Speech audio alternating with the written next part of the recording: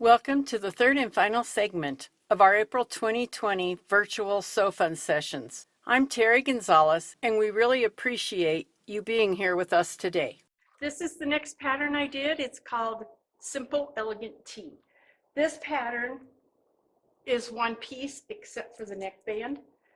It's very easy to stitch up. It has two necklines and it has 3 different lengths on it. So the first one I did was this one. It's called the cap sleeve. As you can see, there's only a seam on the side. The way you lay it out, you cut the hole out of the neck on the fold part, and so you just have a front and a back. It's very easy. It hardly takes any time. I did the shorter view with a split side on it, and I did the V-neck on this one.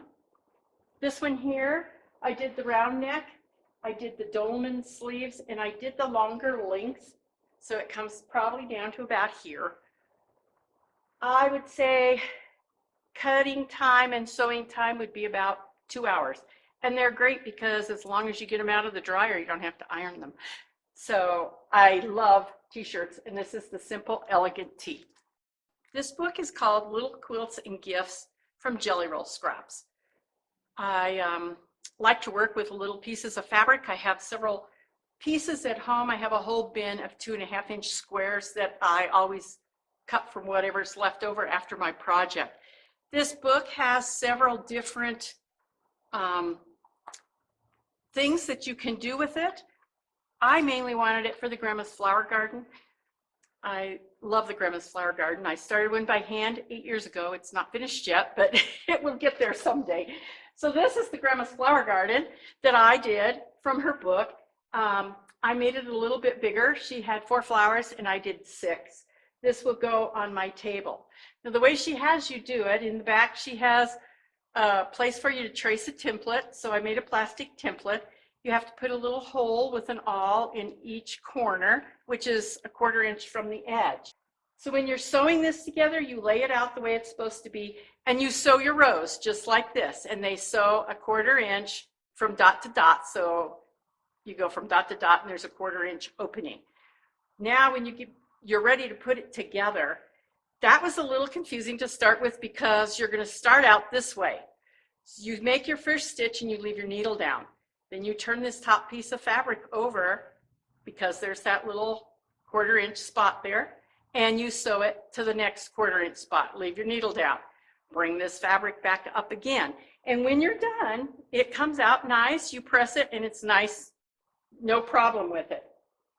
I chose, because Grandma's Flower Gardens are handmade, usually hand quilted and hand pieced, I used the stitch on my machine that did the hand quilt look, and it turned out really good. And I'll do a little demonstration here shortly to show you how to do that. The next project I did out of this book was called Scrap Preserver Quilt. So it was just a bunch of little pieces of fabric that you sewed together in any order, no rhyme or reason to them. I quilted it with the, by the way the picture showed, so it was just straight line quilting. Again, I put the binding on from the front, turned it to the back, and used my narrow edge foot and stitched in the ditch, so it looks really nice finished up that way. Oh, by the way, she has a really cool zipper bag. I think I have it marked here. I like it because the zipper is not on the top. It's on the, like a 3rd down. So this is a different gift that you could make for somebody. This book is called Little Quilts and Gifts from Jelly Roll Scraps. I am showing you the hand look quilt stitch on the creative icon. It's under the quilt stitching part. You use monofilament thread in the top and a thread in the bottom, a regular thread in the bottom of the machine. So I put the 1/4 inch foot on because I want to try to quilt right around the 1/4 inch area. So you just have to guide it. It does a little jump, and the little jump it does is the monofilament. So I have a black bobbin in so you can see what it's doing here, and you just guide it through And when you're done, it really looks like you have hand quilted it. Next book is called Simple Friendships #2. I chose it because Kim Dill helped be the author of it. The first project I did was the Ohio Star. She called it a mini quilt. I made it into a pot holder. So I pieced it all together, and then I put batting behind it, and I quilted it with a triple stitch so it would show up nicely. Then I put Insulbrite on the back of the quilted front and put a back on it. I did not quilt through the Insulbrite because every hole you make in there will let steam come through, and then your pot holder is not a good pot holder. You're wondering why your hand's hot. So this was easy to do. It didn't take very long, and it's a good little gift to give to somebody. The quilt I did was Skipping Stones is what it's called. It's a take from the Courthouse Steps block, and I think that comes from the log cabin block. I love log cabins. So this quilt, I used all of the fabric was scraps from my resource center. It was just little pieces I had, and I just pieced them together.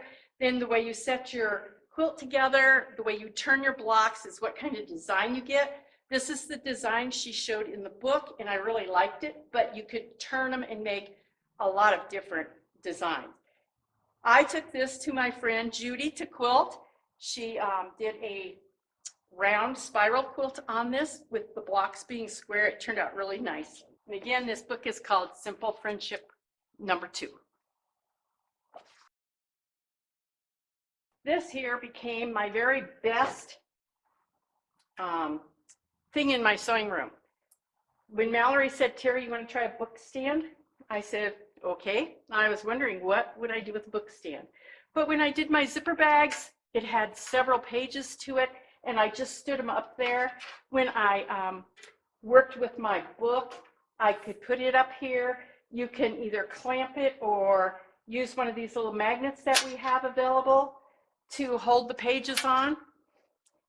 It's become part of my sewing room table. I will not sew without it again. Right now I'm doing a paper piece quilt. It's a big notebook of instructions, and I have it on here. I can flip back and forth.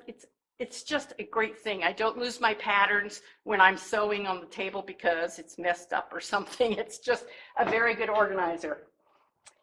Magnets can be used to keep your pattern and stuff secure on this. My next favorite, I don't know, it's probably a toss-up between these two, is the Blade Saver thread cutter. This is so nice. When you get it, you open it up, and it's got this little flower with a screw. You unscrew the screw and put an old blade, one that you can't cut fabric with anymore, in there. Then you put this together by lining up the little hole. You set this in there, and you have the perfect cutter for chain piecing. Working on this quilt here, it was perfect to do all the chain piecing, just slice, slice, slice. It's really good. It'd be great for class because when you're done, you can just close it, put it back inside, and put the lid on and take it away with you all folded up. It has these nice little rubber buttons on the bottom so it doesn't slide on your table as you're cutting. So this is the Blade Saver thread cutter, and it's a must if you do chain stitching. Mallory also sent me this grippy non-slip coating. I wasn't sure what to do with this, so I read it's good for plastic, glass, paper, carpet, wood. I decided to try it on an old ruler back, and it really helped make the ruler so it wasn't slippery. It had a couple of little rubber feet on it that were missing, so I took the rest of them off, sprayed it 2 times with this, and it helped make it where it didn't slide as much. So this is grippy non-slip coating. All of the patterns, books, and notions that I showed are available in the Sew Fun shop on our website. We hope you have enjoyed our April 2020 virtual Sew Fun. We sure hope to see you soon, but in the meantime, stay healthy and remember, keep calm and sew on.